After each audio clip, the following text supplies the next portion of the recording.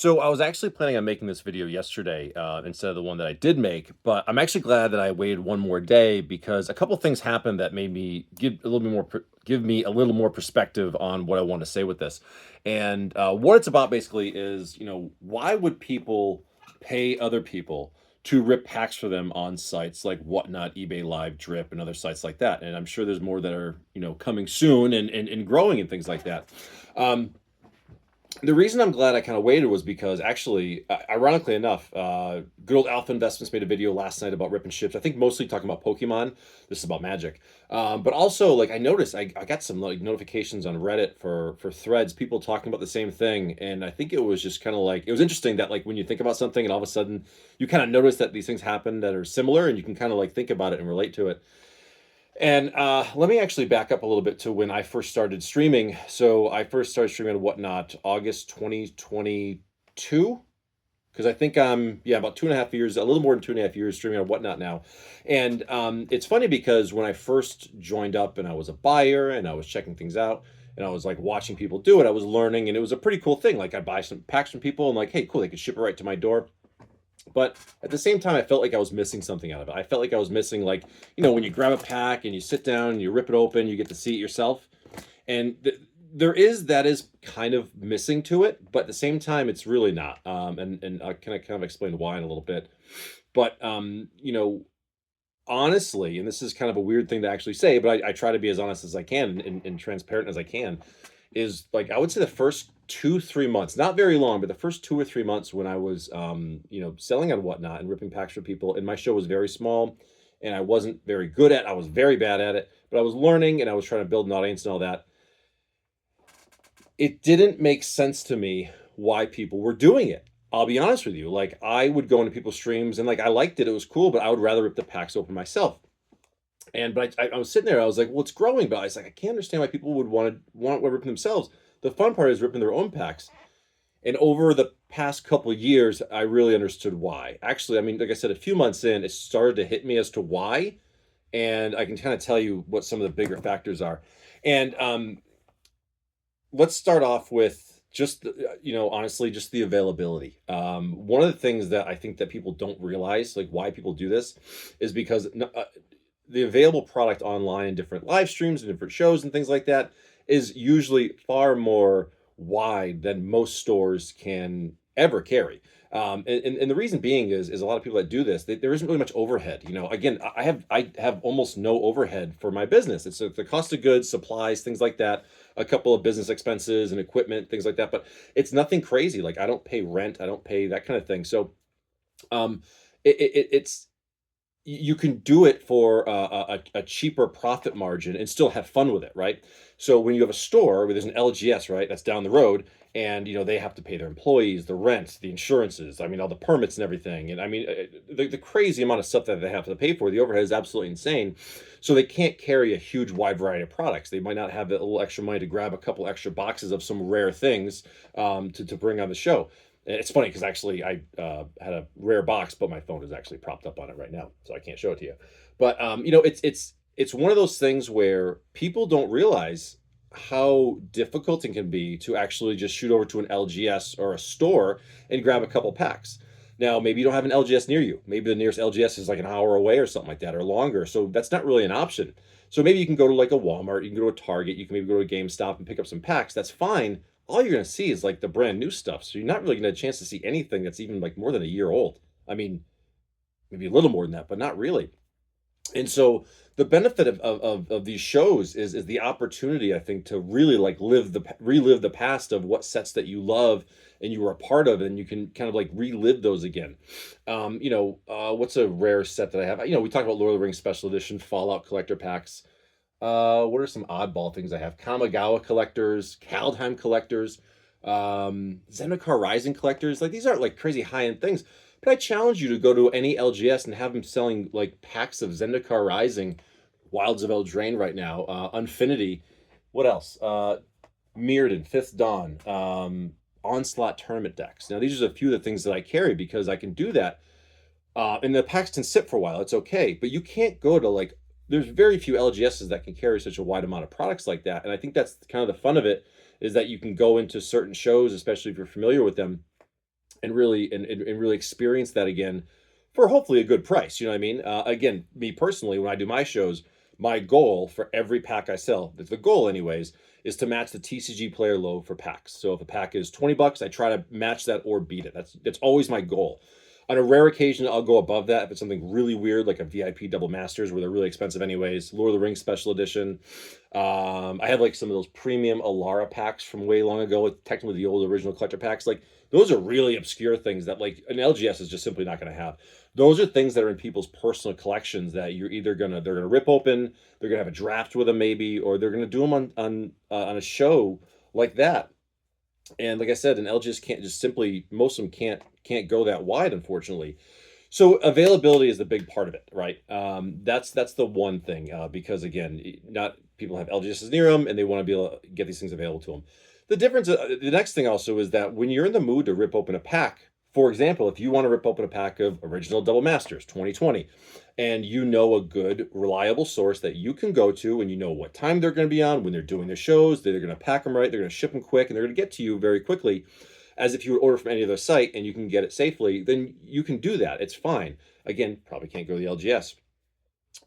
But it's it's funny because it's kind of like hard to explain. But the the atmosphere too, I think, is one of the biggest draws, which I think is not really appreciated as much. And this is something that I didn't appreciate early on, which now I really do. For example, like when I would go to an LGS and grab some packs, I would go. I was always a carpool guy. You know, I'm not going to rip them in the LGS. I'm going to go sit in my car in the parking lot, rip some packs. It's like a personal moment for myself, and it was relaxing. It was enjoyable, and I can do that. And that's a very nice thing. It's a very nice, relaxing, personal thing to enjoy. But let's say you get that serialized card, or you get that Halo foil card, or whatever crazy card you're looking for, or maybe it's just that small rare hit that you were hoping you could get. It's a great moment, but it's a moment that it's just for you. It's like a solo moment, and it's like hitting a hole in one in golf by yourself. Like you can enjoy it, but you tell anybody else, they're like, okay, cool, whatever. They don't really appreciate it because they weren't really there. And the community aspect and the that live aspect when you're doing it and something really cool happens, it doesn't have to be a big pull. It could just be a cool conversation. It could just be a cool moment that everyone like shared together. It's a real community thing. And let me tell you something. When you open, like, say, if I'm in my show and I'm opening a pack, and let's say I pull a serialized card, and not even a big one, but like a small serialized card, and there's 20, 30, 50, 70 people in the show, it's a moment. It's an experience. And it's a better moment than you can have doing it by yourself. Because yes, you're watching it on your phone or your computer and you're seeing it happen. And again, hopefully from a trusted source, you know you're gonna get the cards and everything. That's the most important thing. But you see that happen and like you're gonna have the same reaction you would as if you're having that car pull. But then again, you've got like 50 people cheering you on. Congratulations, this is amazing. Hopefully you got someone that's a good host that can like really say, like, wow, that's incredible, and really make you appreciate that moment. It's cool too because a lot of these sites, like you can clip it, you can screenshot it, so you can kind of have it right there. You know it's yours. You're good to go. And that audience thing is like a really big draw. I can't tell you how many times, like even actually this morning, I was doing my show, and usually the show starts, people kind of come in, we're relaxing for a little bit. And we usually don't start ripping packs right away. We usually chill for like 15, 20 minutes, just kind of everyone, hey, good morning, how's everybody doing? Everyone like talking and how's everybody, how was your day yesterday? And we just catch up a little bit because it's the same kind of community that was there the day before. And it continuously grows and grows. And so with that being said, like I mean, it's a few big reasons why I think it's an amazing thing. And again, I didn't understand it at first, even when I was doing it. It really was like a little weird to me, but now it's like I couldn't imagine the other way. I love going to other people's streams and buying packs from them that I simply carry because it's like, it's a fun experience. I mean, I could open it myself, but it's not the same. You want to have that feel, that the energy of like a room, like almost cheering you on. It's a really cool thing. So with that being said, like I said, there was some talk on Reddit about, why would people do this? And I don't think it's really going to go anywhere. And then Rudy from Alpha Essence made this video yesterday about the rip and ships. Again, he was talking mostly about Pokemon, but he said like the Magic rip and ship wasn't that big, which I agree. Like the sports card world and like Pokemon is way bigger than the Magic rip and ship. Like it's just, that's a bigger collectible world, Pokemon and sports cards, because they don't play with them. You buy baseball cards, football cards, hockey cards, whatever. You look at them, it's cool. You can't play with them. Again, most people that buy Pokemon cards, most people don't play with them. They collect them. They appreciate it from the games, the video games, the TV shows, or whatever. and they collect them. They appreciate them from their childhood. That's an amazing thing, and they can look at them. With Magic, you can play with them. So like it's funny because although Magic has more of a utility, it's a smaller group. But the Magic community for this is growing. I think it's still very strong. And the words that he used. Now, let me preface this: that I agree with a lot of what he says. And I watch him all the time. I appreciate him, and I agree with a lot of what he says. But the only thing is, I don't think he has the experience. I was gonna say knowledge, but that's the knowledge and experience of that world. And that's not, to his fault. Like I don't have the knowledge of the world of Wall Street like he does. I mean, there's no way. But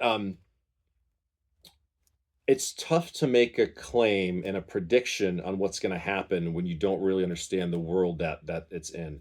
The word he used was it will evolve. That's a safe word to use. Everything evolves. I mean, up or down, good or bad, it's going to evolve. So I think it just that lacks contents there. And I agree with you. He said it's not going to crash and burn. I don't think it will. I do think it will evolve, but I think it's going to mostly evolve into is going to be more. You're going to see probably less. I hate to say this, I feel like you could see less LGSs, less physical stores, because most people can just do it from say the comfort of their own home, or like get a small office with like less overhead, do it that way, and you don't need employees. You can probably do it yourself. So there will be evolution, but I think it's going to be. I don't think I don't know if it's going to be as intense because there's always going to want to be LGSs. There always going to want to be stores. But the rip and ship thing, I think it's strong, and I think the determination for it really is going to be the confidence in the platform that you're on and the quality and the trustworthiness of the hosts. I think that do it. And that's such the biggest thing that I've said for a long time is just you have to know who you're buying from. You have to trust who you're buying from, and you have to know what you're buying. And so many times, like I can't tell you how many times I go into shows and it's just like, "Wah," everyone's yelling and screaming and everyone's excited and it's this crazy thing. It's like, dude, I'm trying to buy the pack, not that, that act, you know what I mean? And that can throw it off a little bit. But I think what's going to happen, what happens on these websites too, as for those that are aware that are part of it at all, you have some people that are on for the long haul. They've been on for years. Some people on for a few months or whatever. Some people on for a couple days. It depends on how they're doing. Again, it's all about progress and developing and evolving as a whatnot streamer or drip streamer, whatever it is, and being trustworthy. That is like the number one thing that like I'm a firm believer in if you lose trust, it's gone. I can't tell you how many times it's probably been a dozen streamers in the 2.5+ years I've been on whatnot, where people that have been on for a year and a half, I mean, trustworthy people, huge audiences, they're doing a fantastic job, they're entertaining, they're fun, they've got great products. Like, you can trust this person. They'll pull you a $10,000 card, they're going to send it to you. And like a good dozen people just crash and burn. And it's just like something happens in their personal life. I'm not going to use any names for sure, but I remember like there's this one person where it's like, they were a great person for a year and a half, and all of a sudden it's like they started scamming people. They did like a single show with like sold tens of thousands of dollars of the cars and just dipped out and then left and all that. And it's like I never understood that. Like you did all the hard work building the audience, and now you're enjoying the fun time, and you just burned it all for what? You know what I mean? It's so stupid. And so that's like the biggest I think danger with those sites is really understanding your host and knowing who's trustworthy and who you can spend time and money with, and know that what you're going to get is what you're going to get. I can't tell you how many times I've pulled people one, two, three, four. The highest card I think I ever spent pulled was a $9,000 card for somebody. It was the number 11 Sauron from Lord of the Rings, and it was a kind of a newer buyer. And of course, I packaged up, shipped it to him, and the guy messaged me, and it got to him like 2 days. He's like, "Dude, thank you so much for like the good packaging and all that." I'm like, "Yeah, man, like it's your card." When I shredded those cards on my stream, and there were some people that were a little pissed off on some of my shorts of cards we shredded. Those were their cards. They asked me to do it. You know what I mean? I always said it's your property. Once you buy it, it's your property. I'll do whatever you want with it. I'll send it to you. I can't tell how many times we ripped cards in half, and I've taped them to the outside of the mailing packages and shipped them out. Shit like that. But like the YouTubes, like the Twitches, like all these streaming services and streaming platforms that people can go on. Whatnot, I'm gonna use that because that's what I'm on, but the drip's not. But Whatnot, it's no different. It's a social media platform that's a selling platform. And I think that that it's not going away. It's only gonna grow. And what it's gonna do, I think, is you're gonna have bigger influencers. I think you're gonna have bigger names that are gonna demand bigger audiences. And because they're bigger names, they can probably demand higher price for packs or cards or things like that because people can say, "Oh, I bought this card from so and so." Even on Whatnot nowadays, there's a lot of high-end streamers. The professor at Tulane Community College, he every once in a while he pops on. He does a stream, sells a few things, gives away a bunch of stuff. He's awesome. I mean, it's super awesome. He pops on. He's got 5,000 people in his room within 20 minutes. It's the craziest thing you've ever seen, and he's like the nicest guy in the world. Cassius Marsh, from Cash Cards Unlimited. He always had people doing his streams for him, but now he does his own streams, which is awesome because if you were, say, a football fan or you're a fan of him, like his time he was on like Command Zone, things like that, you can go watch these people, and these are actual like they're celebrities as far as I'm concerned. And I think you're going to see more of that. I think you're going to see more people that can use it as a. I hate to use the word influencer. That's such a stupid word, but let's just say social media person. I don't know what you want to call it, but I think you'll see more of that, and you'll see more stores doing it. It will evolve. It definitely won't crash and burn. I will agree with what Rudy said on that. It's funny because I even thought for a long time, like, I wonder if he would do that because I think he's got enough of a following. But I think he actually like there's enough people that like despise him just because he's successful that they'd probably try to screw him over. So it's probably smart that he doesn't do it. But yeah, I don't think these rip and ships are going anywhere. I think it's a phenomenal thing. I think it's incredible. It opens up the door to people that simply don't have access to these things on a normal basis. How many people maybe live in like an area where there just simply is not an LGS anywhere around them? Like you literally, they just there aren't there for maybe like 100 miles or hours of driving, and you don't have an option. So you've got to buy loose packs from like TCG Player from some store that they probably picked through it. But the difference is if you can find a streamer, and I can only say I'm going to be a broken record. I'm going to say it again, but find a streamer that you can trust, and that's the biggest thing is that that if you pull that very cool card, that really expensive card, that rare card, or whatever it is, that they're going to send it to you. They're going to pack it properly. They're going to ship it quickly, and you're going to get it as if you ordered it from one of the biggest card stores in the country. And that can be hard to find, but when you find that one, stick with them. Give people a chance. Give new people a chance. I'm a huge advocate of giving new streamers a chance because I was there before. I know what it felt like when no one goes in your show. I love it when I got like 50 people in my show and I'm finishing it up. I find the person with like the least amount of people in it. I'm like, let's go rate them. You bring 50 people into like a new person's show, and it's like you give them that exposure and you help them out because we've all been there. So yeah, I think there's a million reasons to love it and very few not to like it. But like anything else, like I said, when you buy products online, like anything else in life, do your due diligence and take your time and research who you're buying from, what you're buying, know what you're buying, and do it properly. You wouldn't go on eBay and buy a Black Lotus, found in a storage unit for 200 bucks from a blurry photo. Like you're gonna get scammed. So don't buy that pack from that person on that show. Buy it from somebody that has a good reputation. Read the reviews and all that. Like it like an eBay too. Like you wouldn't I wouldn't buy from like a two feedback eBay seller. They could be great and brand new, but like I'm just not gonna take my chance on that. Um, just my point of view. But yeah, I think it's absolutely an incredible platform. I've been on it for almost a little over 2.5 years. In August, in 4 months, I'll actually be on for 3 years streaming on there, and it's absolutely incredible. The I mentioned this like in an early video, but like it's amazing because the and I said this, we have a Discord for our channel where we like talk and we play commander games and shoot the shit and have a good time and everything. And these are like the coolest, these are like the nicest freaking people like I've ever met. Like they're so generous, they're so thoughtful, they're caring.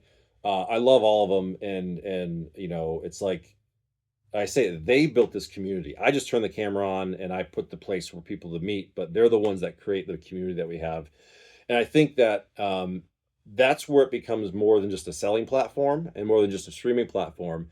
is it literally becomes a community. You know, it really can. And I think if you have if you as a host, I think, have the best intentions, then you'll attract the right kind of people. And I think that's special. That you know, you can't match it. It's incredible. I couldn't imagine not doing this. So yeah, give it a chance. Don't hate on it. You know, it will evolve.